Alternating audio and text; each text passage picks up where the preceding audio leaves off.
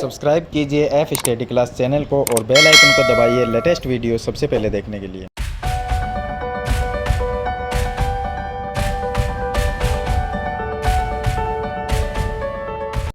Hello students, चलिए आज हम शुरू करते हैं कक्षा 9 की प्रश्नावली 8.1 का क्वेश्चन नंबर 11। पीछे वाली वीडियो मैंने आपको क्वेश्चन नंबर 10 तक बता दिए थे।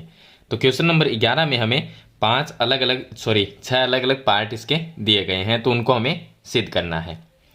तो देखिए, इसने कहा है कि त्रिभुज ABC और त्रिभुज DEF। तो ये दो त्रिभुज इसमें देखिए, ये चित्र है, इसके अंदर एक तो ABC और दूसरा त्रिभुज है DEF। दो त्रिभुज इसके अंदर है। इसमें दिया है कि त्रिभुज दोनों में AB भुजा DE के बराबर है। ये AB भुजा और ये DE दोनों क्या है, बराबर है। तो हम ये लिख लेंगे कि हमें दिया है। तो सबसे पहले यहां पर हम लिखते हैं हमें दिया है AB भुजा बराबर दिया है DE। ये दोनों भुजा क्या है, बराबर है। और साथ में AB समांतर भी है DE के, तो दोनों समांतर भी है। तो हम लिखेंगे AB समांतर है DE के। ये दोनों बराबर भी और समांतर भी है। आगे इसने दिया है कि BC बराबर EF है। तो देखिए, BC जो है ये हो गई BC, ये BC है वो EF के बराबर भी और समांतर भी है। तो मैं इसमें चिन्ह लगा देता हूं, जैसे कि AB है, AB बराबर किसके है, DE के, और समांतर भी है तो समांतर का इस तरह से चिन्ह लगा देते हैं। और BC भुजा है, ये दूसरा दिया है कि BC EF के बराबर है। तो BC भुजा बराबर है EF के, ये बराबर भी है और समांतर भी है। तो इसमें भी इस तरह से चिन्ह लगा देते हैं, यानी ये दोनों क्या है, बराबर भी है और समांतर भी है। तो मैं लिख देता हूं कि BC है बराबर है EF और दोनों क्या है, समांतर भी है। तो BC समांतर है EF, ये दोनों बराबर और समांतर है। आगे लिखा है शीर्षों A, B और C, तीन जो शीर्ष है इसके अंदर A, B, C, ये त्रिभुज के तीन शीर्ष है। इन तीनों शीर्षों को क्रम से शीर्षों DE और F से जोड़ा जाता है। तो DEF से जोड़ दिया, इनको A को D से जोड़ दिया, C को F से जोड़ दिया और B को E से जोड़ दिया। दर्शाइए कि अब हमें ये चीज सिद्ध करनी है। इसमें पहले तो हमें ये सिद्ध करेंगे पार्ट नंबर 1 में कि चतुर्भुज ABED एक समांतर चतुर्भुज है। तो A देखिए कौन सा है, A, B, E और D, इसको हमें समांतर चतुर्भुज सिद्ध करना है। तो थोड़ा सा इसको मैं रेड कर देता हूं। तो ये है चतुर्भुज हमारा, जिसका नाम है ABED। इसको हमें समांतर चतुर्भुज सिद्ध करना है। तो देखिए, समांतर चतुर्भुज सिद्ध करने के लिए या तो समूह जो भुजाएं हैं वो समांतर होनी चाहिए, या कोई एक जोड़ी भुजा समांतर भी हो और बराबर भी हो। यानी कि अगर AB भुजा DE के बराबर और समांतर हो जाए तो हम ये कह सकते हैं कि ABED एक समांतर चतुर्भुज है। या ऐसा हो सकता है कि समूह भुजाएं यानी AD भुजा और BE ये दोनों समांतर हो और AB और DE ये समांतर हो, तो भी ये समांतर चतुर्भुज कहलाएगा। लेकिन इसमें हमें ये दिया गया है, क्या दिया गया है, अगर हम ये देखें कि ABED चतुर्भुज है, इसको समांतर चतुर्भुज सिद्ध करना है, तो इसमें AB जो भुजा है वो बराबर है DE के, जो कि हमें यहाँ पर दिया गया है। AB DE के ये दोनों भुजाएं बराबर भी है और दोनों समांतर भी है, तो हम इसको समांतर चतुर्भुज कह सकते हैं। तो चलिए हम यहाँ पर लिखते हैं पार्ट नंबर 1, चतुर्भुज का नाम है ABED। तो हम लिखेंगे चतुर्भुज ABED में अब इसमें AB भुजा और DE भुजा बराबर है, जो कि हमें यहाँ पर दिया गया है। तो हम लिखेंगे कि AB बराबर है DE के और साथ में AB समांतर भी है DE के। यानी कि समूह भुजाएं अगर वो बराबर भी हो और समांतर भी हो तो उसे हम समांतर चतुर्भुज कह सकते हैं। तो ये चीज़ हमें दी गई है, तो हम लिखेंगे कि दिया है। अब यहाँ पर एक कारण लिखना पड़ेगा। कारण ये लिखेंगे कि यदि किसी चतुर्भुज की सम्मुख भुजा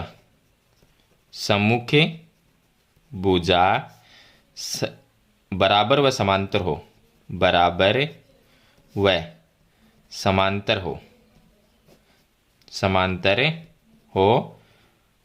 तो वह एक समांतर चतुर्भुज होता है। यानी कि सम्मुख जो भुजा है, जैसे कि ये दो सम्मुख भुजा है, अगर ये दोनों बराबर भी है और दोनों समांतर भी है, तो ये दोनों देखिए यहाँ पर लिखा है मैंने, ए बी बराबर भी है डी ई के और ए बी समांतर भी है डी ई के। तो बराबर भी है दोनों और समांतर भी है, तो ये कहलाएगा एक समांतर चतुर्भुज। तो हम लिख सकते हैं अतः ए बी ई डी एक समांतर चतुर्भुज है। तो हम लिखेंगे अतः ए बी ई डी एक समांतर चतुर्भुज है, समांतर चतुर्भुज है। अब ये अगर समांतर चतुर्भुज है तो इसमें ये दोनों भुजाएं तो बराबर और समांतर है, पहले से दिया गया है। तो ये समांतर चतुर्भुज है, तो इसमें ये दोनों जो भुजाएं हैं, जो लंबी भुजा है, ये दोनों भुजाएं भी बराबर और समांतर होगी। तो हम लिख सकते हैं कि ए डी भुजा बी ई के बराबर है। तो हम लिख सकते हैं कि ए डी बराबर है बी ई के और ए डी समांतर भी होगी बी ई के। तो ये भी हम लिख सकते हैं। तो ये होगा इसका पार्ट नंबर 1। चलिए इसके बाद में सेकंड पार्ट में लिखा है कि चतुर्भुज बी ई एफ सी एक समांतर चतुर्भुज है। तो बी ई एफ सी कौन सा है, देखिए ये है बी ई एफ और सी। ये जो चतुर्भुज है इसको मैं थोड़ा रेड कर देता हूं।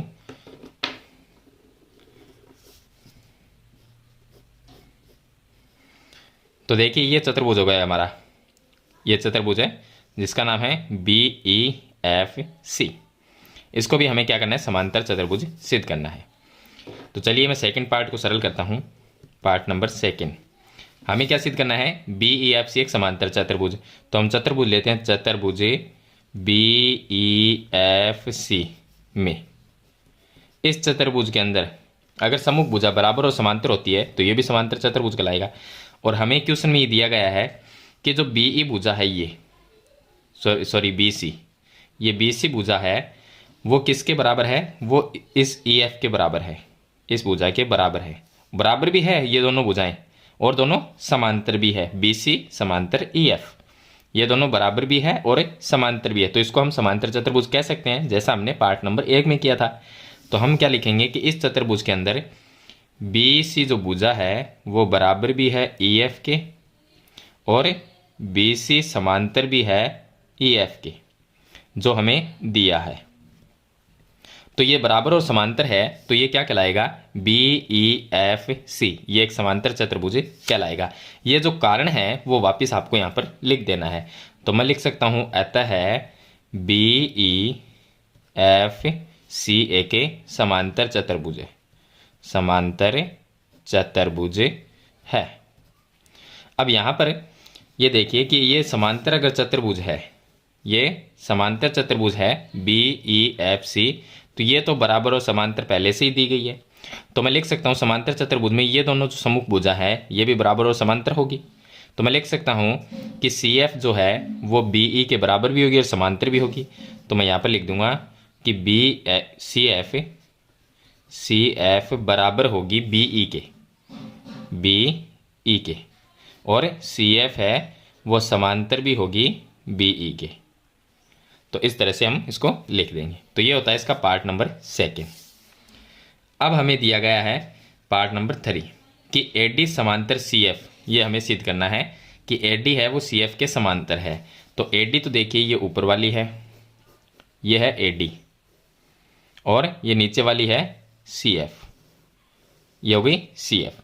इन दोनों को समांतर करना है और इन दोनों को बराबर भी दिखाना है। कैसे करेंगे, तो देखिए यहाँ पर इसको समीकरण नंबर में 1 नाम दे देता हूँ, समीकरण नंबर 1। इस दोनों को मिला के समीकरण 1 नाम दे देते हैं। चलिए ये दोनों जो है उसको समीकरण 1 नाम दे देते हैं और इन दोनों को समीकरण नंबर 2 नाम दे देते हैं। तो देखिए हमें क्या करना है, हमें करना है ए डी समांतर सी एफ होनी चाहिए। यहाँ पर ए डी किसके समांतर है, बी ई के, समीकरण 1 में, और यहाँ पर जो सी एफ है वो बी ई के समांतर है। तो देखिए ए बी ई और बी ई अगर बराबर है तो ए डी और सी एफ ये भी क्या होगी, समांतर हो जाएगी। यानी कि बी ई ए डी के समांतर है और बी ई सी एफ के भी समांतर है। तो सी एफ और ए डी आपस में ये दोनों भी समांतर हो जाएगी। तो समीकरण 1 और 2 से हम लिख सकते हैं ये चीज़। तो चलिए देखिए मैं यहाँ पर ये लिख देता हूँ कि समीकरण पार्ट नंबर 3 में सरल करेंगे।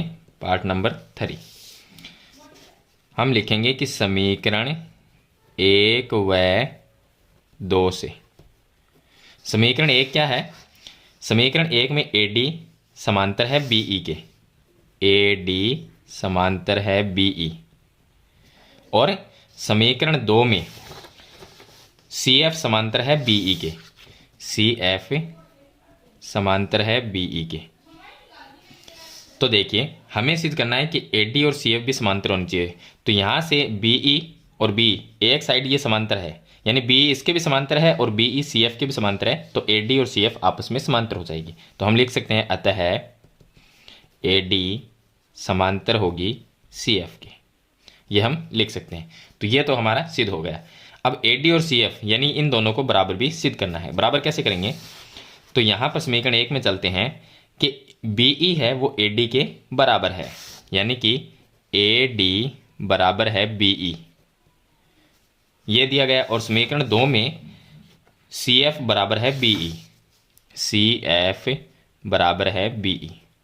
तो एक साइड अगर बराबर है तो दूसरी साइड भी बराबर होगी। तो हम लिख सकते हैं AD और CF ये क्या होगी? बराबर, AD बराबर CF। तो यहाँ पर ये पार्ट नंबर 3 सिद्ध होता है। तो यहाँ पर देखिए ये दोनों चीज़ हमने सिद्ध कर ली।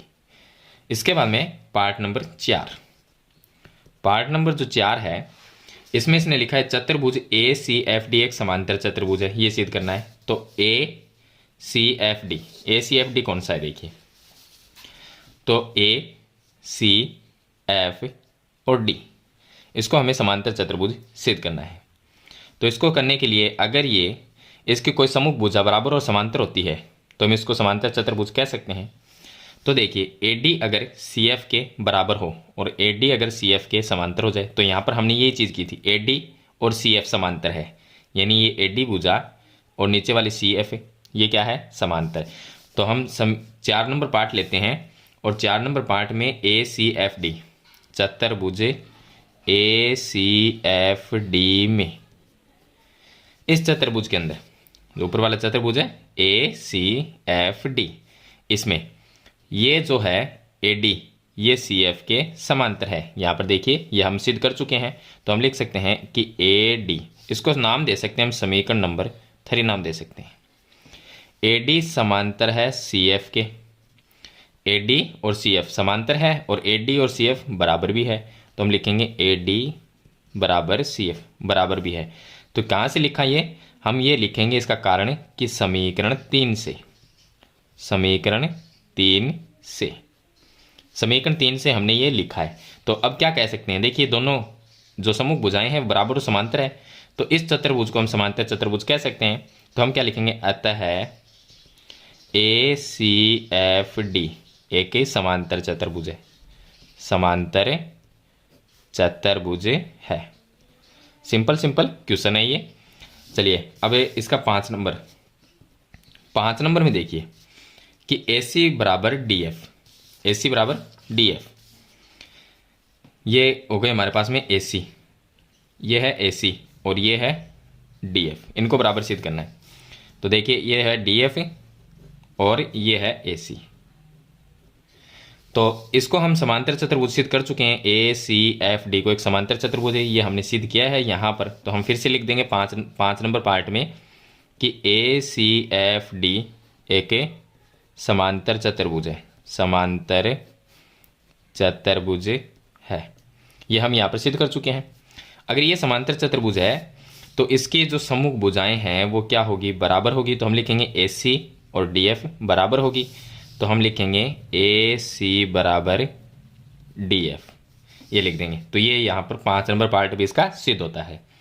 अब लास्ट है इसका पार्ट नंबर 6। पार्ट नंबर 6 में 2 त्रिभुज है ABC और DEF, दोनों को सर्वांग सम करना है। तो पार्ट नंबर 6 में यहाँ पर ले लेता हूँ। हमें क्या सिद्ध करना है? एक तो त्रिभुज लेंगे त्रिभुज ABC, व दूसरा त्रिभुज लेंगे DEF। ये 2 त्रिभुज लेंगे। कौन से हैं वो 2 त्रिभुज? एक तो ये त्रिभुज है और एक ये त्रिभुज है, ABC और DEF, ये त्रिभुज लेंगे। चलिए देखिए अब इस त्रिभुज की AB भुजा और इधर वाले त्रिभुज की DE भुजा बराबर है। क्यों? क्योंकि ये हमें क्वेश्चन में दिया गया है। यहाँ पर देखिए मैंने लिखा था कि AB DE के बराबर है, तो मैं इसमें लिख सकता हूँ कि दोनों त्रिभुज में AB भुजा और DE बराबर है, AB बराबर DE, ये हमें दिया है। चलिए उसके साथ में जो BC भुजा थी, इस त्रिभुज में BC भुजा और इधर वाले में EF भुजा बराबर है, ये भी हमें दिया गया था। देखिए BC बराबर EF, ये भी हमें दिया है। तो मैं यहाँ पर लिख देता हूँ BC बराबर EF, ये भी हमें दिया है। और हमने ये जो AC है, AC जो भुजा है वो DF के बराबर है, ये हम सिद्ध कर चुके हैं। AC और DF यहाँ पर, इसको समीकरण नंबर नाम दे सकते हैं समीकरण नंबर 4 से, या आप ऐसा लिख दीजिए भाग 5 के अनुसार, ये भी लिख सकते हैं। तो भाग 5 में हमने यही सिद्ध किया था कि AC और DF बराबर है, यानी कि ये AC भुजा इस त्रिभुज में और इस त्रिभुज में DF भुजा बराबर है। तो हम लिख सकते हैं कि AC बराबर DF भाग 5 के अनुसार, भाग 5 के अनुसार ये हम लिख सकते हैं। तो दोनों त्रिभुज के देखिए भुजाएं क्या हो गई, आपस में बराबर हो गई। तो कौन सा नियम लगता है, भुजा भुजा भुजा नियम से, यानी ये SSS नियम से। इस नियम के अनुसार दोनों त्रिभुज सर्वांग सम होते हैं। तो त्रिभुज ABC सर्वांग सम है त्रिभुज DEF, तो ये यहाँ पर होता है इतिसितम। तो इस तरह से आपको इसके जो 6 पार्ट है वो सरल करने हैं। तो सिंपल पार्ट आपको, तो बिल्कुल ही सिंपल पार्ट इसमें दिए गए हैं, जो कि इसमें 6 पार्ट है। तो मैंने ये आपको क्वेश्चन बता दिया है, क्वेश्चन नंबर 11। चलिए इसके बाद में शुरू करते हैं हम क्वेश्चन नंबर 12। अब देखिए इसका क्वेश्चन नंबर 12, जो कि लास्ट क्वेश्चन है प्रश्नावली 8.1 का। तो चलिए हम शुरू करते हैं क्वेश्चन नंबर 12। तो वीडियो को आप लाइक कर दीजिए और चैनल को सब्सक्राइब कर लीजिए। इसने लिखा है कि ABCD एक समलम है। तो ये हो गया ABC और D, ये क्या है, एक समलम चतुर्भुज। समलम चतुर्भुज में 2 भुजाएं समांतर होती है। तो इसने लिखा है जिसमें AB समांतर है DC के, यानी ये जो AB है वो नीचे वाली जो DC है इसके समांतर है। तो ये दोनों भुजाएं समांतर हो गई। और AD बराबर BC है, ये जो AD है वो बराबर है BC के, यानी ऊपर नीचे वाली तो समांतर है और AD BC के बराबर है। दर्शाइए कि, अब हमें इसमें सिद्ध करना है। नीचे एक संकेत दिया गया है कि AB को बढ़ाइए और C से होकर DA के समांतर एक रेखा खींचिए। AB को हमने आगे बढ़ाया और C से होकर DA के समांतर, जो AD भुजा है इसके समांतर एक यहाँ पर हमने रेखा खींची है। ये संकेत तो ये रचना में लिख देंगे। तो इसके समांतर हमने क्या खींची, CE, जो AD है इसके समांतर CE खींची है, जो कि इसके समांतर है। तो मैं कह सकता हूँ कि AD और CE ये समांतर है। तो चलिए अब हमें ये सिद्ध करना है इसमें कि कोण A बराबर कोण B है। सेकंड पार्ट में C कोण और D कोण को बराबर सिद्ध करना है। और पार्ट नंबर 3 में त्रिभुज ABC सर्वांग सम त्रिभुज BAD है। पार्ट नंबर 4 में 2 विकर्णों को बराबर करना है। तो सबसे पहले मैं लिख लेता हूं कि हमें दिया है, हमें क्या दिया गया है वो हम लिख लेते हैं। हमें दिया है, एक तो ये दिया गया है कि ये जो ऊपर वाली भुजा है AB और DC ये क्या है, समांतर है। तो मैं लिख सकता हूं AB समांतर DC, ये दोनों समांतर है, ये हमें दिया गया है। उसके बाद में AD बराबर BC दिया गया है, AD बराबर BC ये भी हमें दिया गया है। चलिए अब इसमें देखिए हमने एक रचना कर ली। रचना में हमने क्या किया कि AD है, जो AD है इसके समांतर CE खींची। तो हम लिखेंगे कि AD के समांतर CE खींची, ये हमने AD के समांतर खींची है। तो ये हमने क्या किया, इसके समांतर रेखा खींची AD के समांतर CE। तो AD और CE को मैं समांतर लिख सकता हूँ। चलिए ये हो गई रचना। अब बात करते हैं इसकी उत्पत्ति की। तो उत्पत्ति में देखिए, उत्पत्ति में हमें सिद्ध जो करना है वो यहाँ पर लिखा हुआ है। अब उत्पत्ति में देखिए हमें सिद्ध करना है कोण A बराबर कोण B, यानी कोण A और कोण B इनको बराबर करना है। तो मैं इसको 1 नंबर नाम दे देता हूँ, ये होगा कोण नंबर 2, और इधर वाला जो है उसको दे देते हैं कोण नंबर 3, और ये हो जाएगा कोण नंबर 4। इतने आपको ये लिख लें ताकि आसान हो जाए क्वेश्चन। अब मैं कह सकता हूं कि सबसे पहले देखिए ये समलंब चतुर्भुज है, इसको हम समांतर चतुर्भुज बनाएंगे। कैसे बनाएंगे? हम बनाएंगे ए डी सी ई, इसको समांतर चतुर्भुज बनाना है।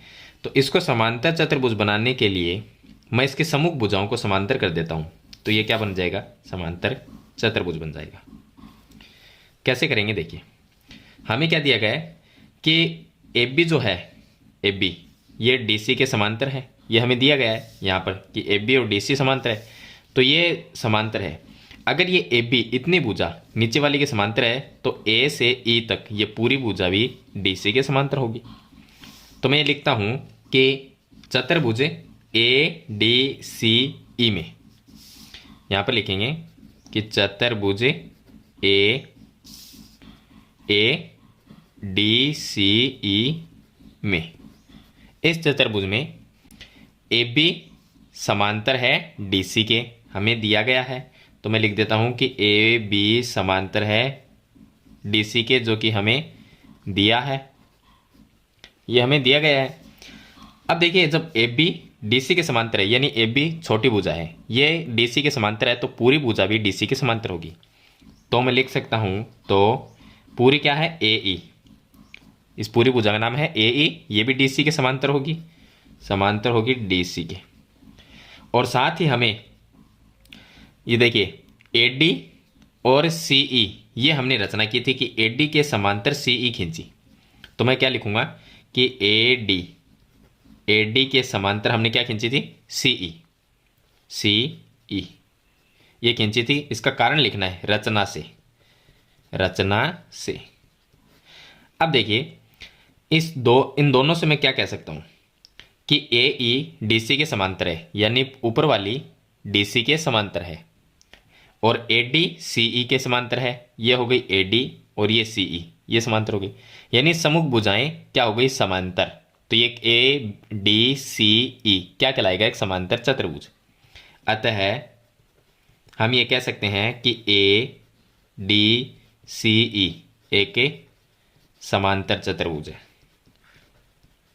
समांतर चतुर्भुज है। अब ये एक समांतर चतुर्भुज बन गया। और समांतर चतुर्भुज में आपको पता है कि सम्मुख भुजाएं समांतर और बराबर होती हैं। तो अब देखिए मैं ये लिख सकता हूं कि ए डी जो है, ए डी ये किसके बराबर है? यहाँ पर एक चीज़ दी गई, ए डी बराबर बी सी। ए डी जो भुजा है वो बी सी के बराबर है, ये हमें दिया है।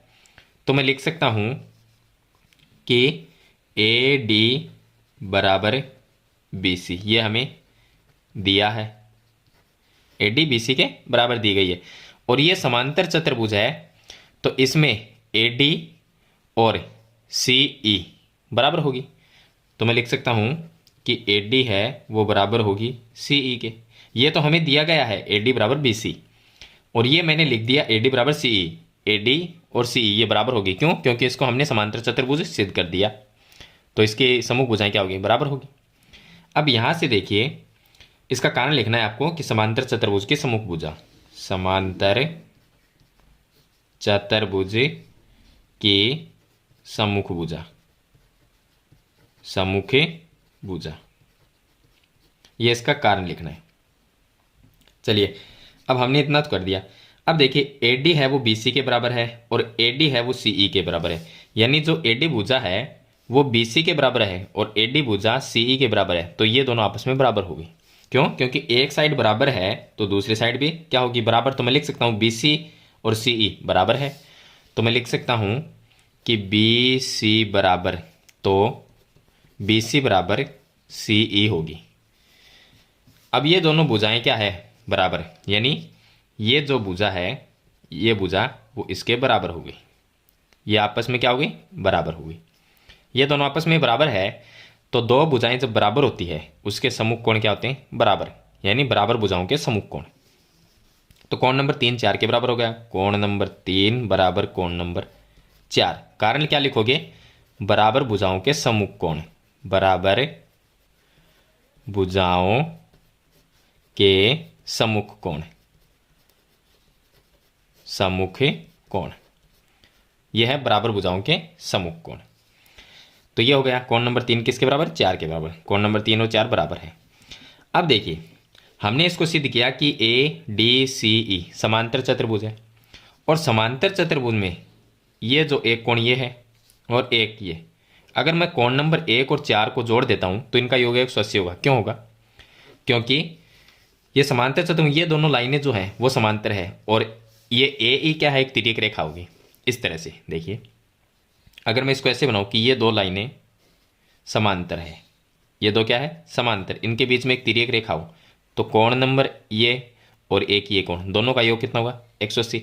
इसको थोड़ा सा घुमाया हुआ है इस तरह से, यानी इसको इस तरह से बना दिया, ये दोनों रेखाएं समांतर है और ये इनके बीच में एक तिर्यक रेखा, ये दोनों क्या है, समांतर। तो ये कोण और एक ये कोण, इन दोनों का योग 180 डिग्री होगा, क्योंकि तिर्यक रेखा के एक ही ओर के अंत कोण का योग 180 डिग्री होता है। तो इसी तरह से ये हो गई तिर्यक रेखा, ये है समांतर दो रेखाएं, तो कोण नंबर 1 और 4 का योग 180 डिग्री होगा। तो मैं लिख सकता हूं कि कोण नंबर 1 प्लस कोण नंबर 4 का योग होगा 180 डिग्री। कारण लिखना है, कारण क्या लिखोगे, तिर्यक रेखा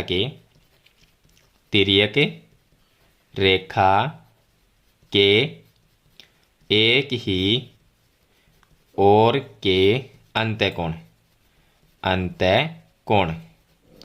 जिनका योग 180 डिग्री होता है। 1 प्लस 4 का योग 180 डिग्री होगा, कोण नंबर 1 और 4 का योग 180। और यहाँ पर देखिए ये सीधी सरल रेखा है, ये पूरी सीधी सरल रेखा है, और सीधी सरल रेखा पे अगर मैं इन दोनों कोणों को जोड़ता हूँ तो रेखिक युग्म बनाते हैं, यानी 180 डिग्री बनाएंगे। जैसे कि एक सीधी रेखा हो और उस पर एक इस तरह से कटी हुई, लेकिन मैं इनको पूरा जोड़ता हूँ तो इनका योग कितना होगा, 180 होगा। रेखिक युग्म बनाएंगे तो कोण 2 प्लस कोण 3 को, कोण 2 प्लस कोण 3, इनका योग कितना होगा, 180 डिग्री। कारण क्या लिखोगे कि ये रेखिक युग्म बनाते हैं। चलिए अब देखिए, अगर एक साइड बराबर है, क्या है, एक साइड बराबर है, तो दूसरी साइड भी क्या होगी, बराबर होगी।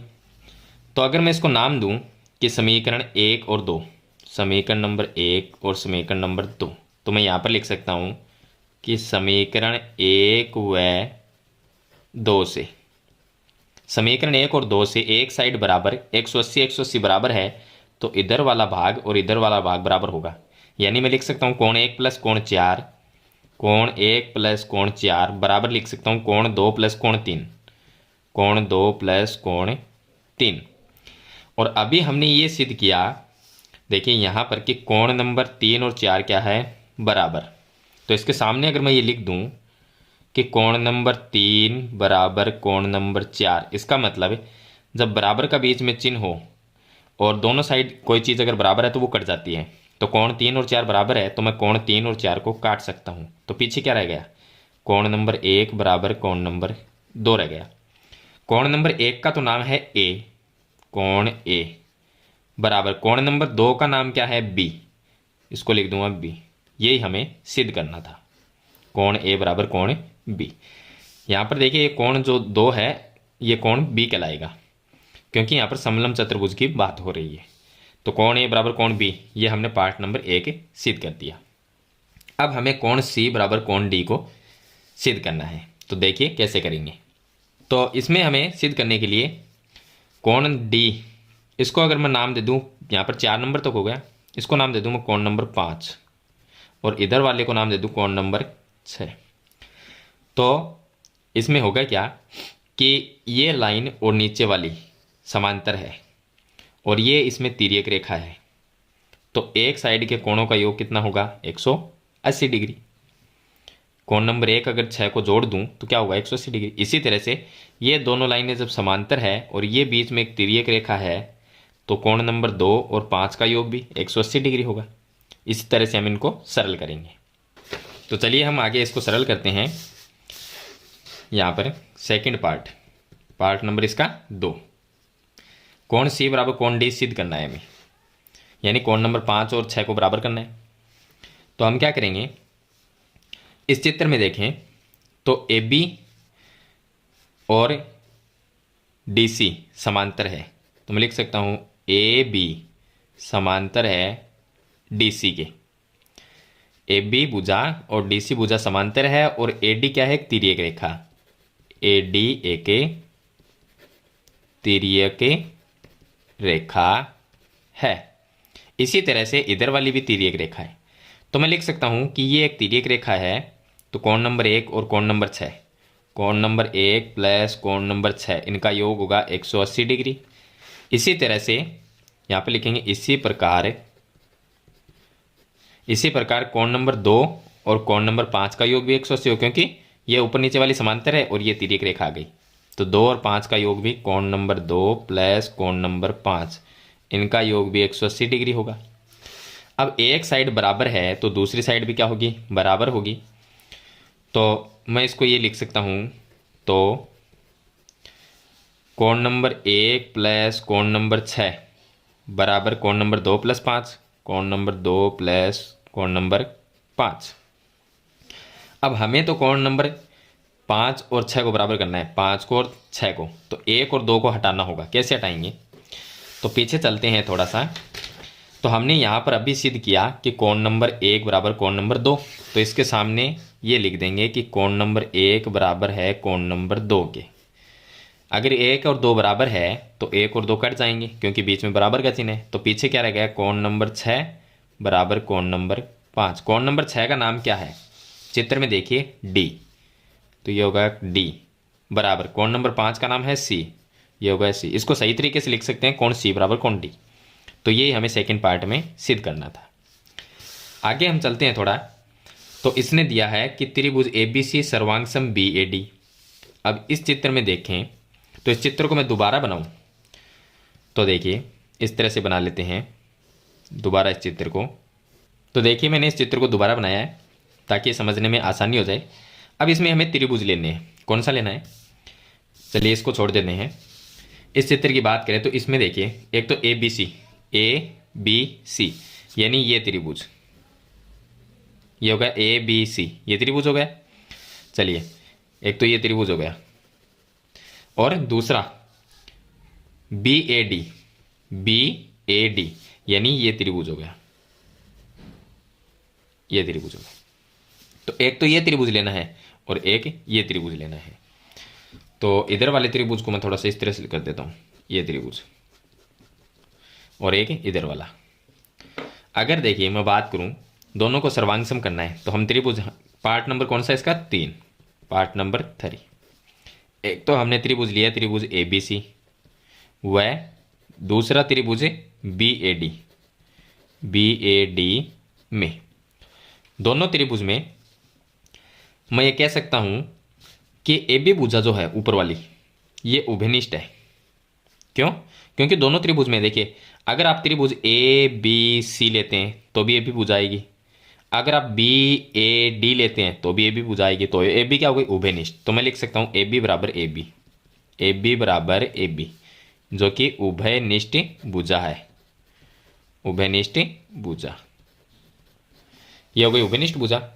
चलिए अब आगे देखिए, ये जो भुजा है ए डी, और इधर वाले त्रिभुज की ए डी और इधर वाले त्रिभुज की बी सी, ये बराबर है। क्यों बराबर है, क्योंकि ये हमें दिया गया है ए डी बराबर बी सी, ये हमें दी गई है क्वेश्चन में। तो मैं लिख सकता हूं कि ए डी बराबर बी सी, ये हमें दिया है, ये लिख दिया, कारण लिख दिया इसका कि हमें दिया गया है। चलिए एक चीज और देखते हैं, कोण इधर वाले त्रिभुज की बात करें तो कोण बी, और इधर वाले की बात करें तो कोण ए बराबर है। क्यों, क्योंकि हम सिद्ध कर चुके हैं ये चीज। देखिए यहां पर कोण ए बराबर कोण बी, तो ये लिख सकते हैं। तो इसमें कोण ए आ जाएगा, इसमें बी आ जाएगा, तो कोण ए बराबर कोण बी।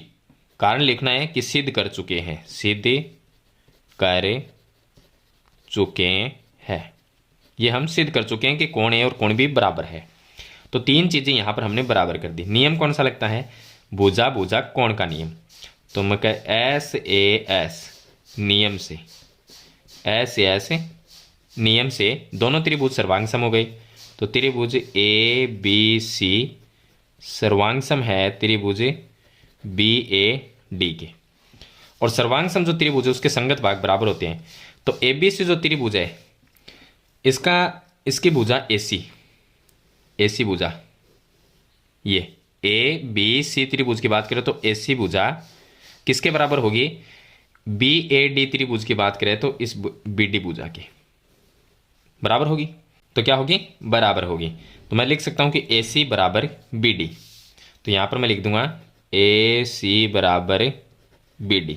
कारण लिखना है इसका, क्या लिखोगे कि सर्वांग सम त्रिभुज के संगत भाग है। सर्वांग सम त्रिभुजों के संगत भाग है, संगत भाग है, ये इसका कारण लिख देंगे। AC और BD क्या है? दोनों त्रिभुज के विकर्ण है। और 4 नंबर पार्ट में हमें AC और BD को बराबर करना है, तो यहां पर ही हमने इसको बराबर कर दिया। तो इसको लिख सकते हैं पार्ट नंबर 4 लिख सकते हैं इसको, क्योंकि पार्ट नंबर 4 में ये चीज़ हमें सिद्ध करनी है, दोनों विकर्णों को बराबर करना है। तो बराबर तो हमने सर्वांग सम से कर दिया। तो यह था इसका क्वेश्चन नंबर 12, जिसमें हमें 4 पार्ट सिद्ध करने थे। तो मैंने आपको कंप्लीट बता दिए हैं 2 क्वेश्चन नंबर 11 और 12।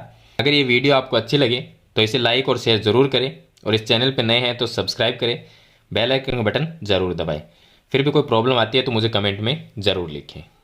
तो आज की वीडियो में इतना ही, मिलते हैं एक नई वीडियो के साथ, तब तक के लिए थैंक यू।